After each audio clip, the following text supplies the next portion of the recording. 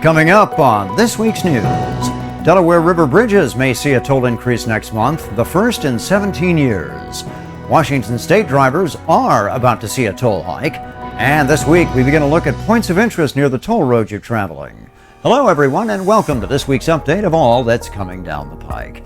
Toll increases are likely for the 4 Delaware River crossings between New Jersey and the Philadelphia metropolitan area. The Board of Commissioners for the Delaware River Port Authority will be voting on July 17th, that's this Wednesday, to raise tolls on the 4 bridges operated by DRPA. Those are the Ben Franklin Bridge, the Walt Whitman Bridge, the Commodore Barry Bridge, and the Betsy Ross. DRPA has not raised tolls on the 4 bridges since July of 2011, even though a biennial increase had long ago been approved. Nonetheless, it has been deferred since 2013. The expected rate increase would bring a passenger car toll for a single crossing to $6, while heavy trucks and haulers would pay $9 per axle. That means an $18 minimum for a 2-axle box truck. 5-axle haulers would pay $40 under the new plan.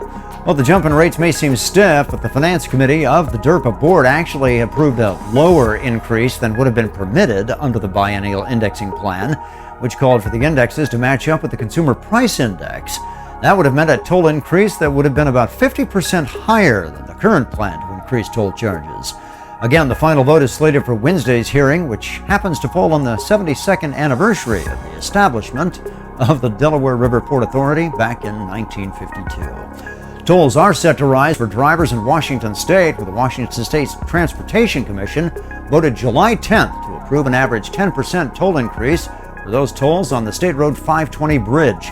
Those new rates will continue to vary by time of day, with the maximum charge for a 2-axle passenger car going up to $4.90 during peak travel times for those with a good-to-go pass. License plate tolling rates are typically $1 per axle more. However, 2 of the old daily adjustment periods are being phased out. Gone will be the discounted midday travel periods between 11 a.m. and 2 p.m., as well as the evening rate drop between 8 and 9 p.m. This will result in only 6 daily price adjustments. Overnight costs are going up by the smallest amount, increasing for passenger cars from $1.25 to $1.35 between 11 p.m. and 5 a.m. That's for those with the good-to-go pass. These new rates will be taking effect on August 15th.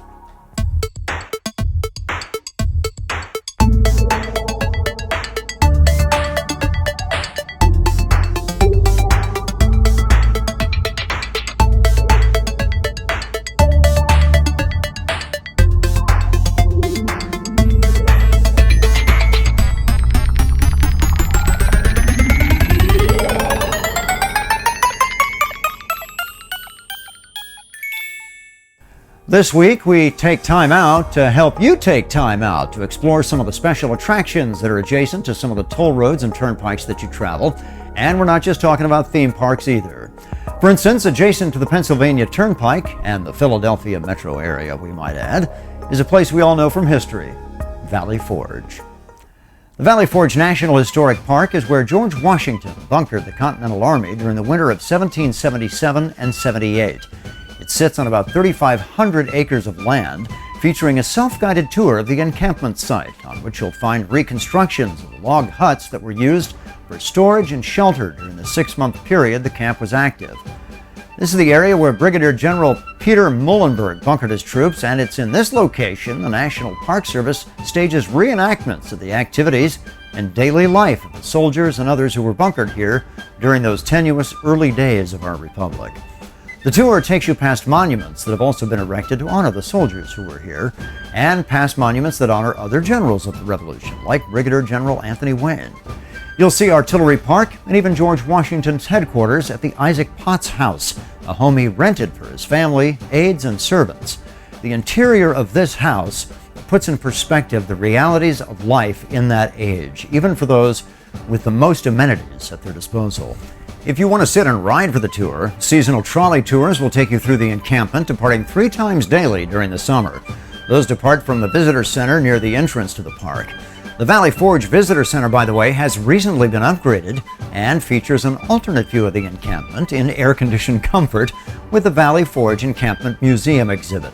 A not-so-hidden gem next to America's toll roads. And just a side note, There is no entrance fee to get into Valley Forge National Historic Park, although you may have to pay for parking. Next week, we tunnel under Norfolk in Virginia to take you south to Kill Devil Hills, the site of the first powered human flight. And we'll leave you until then to guess which toll road you take to get there. Until then, drive safely, remembering situational awareness. And as always, thank you for watching from all of us at Turnpikes.com, the Turnpike Authority.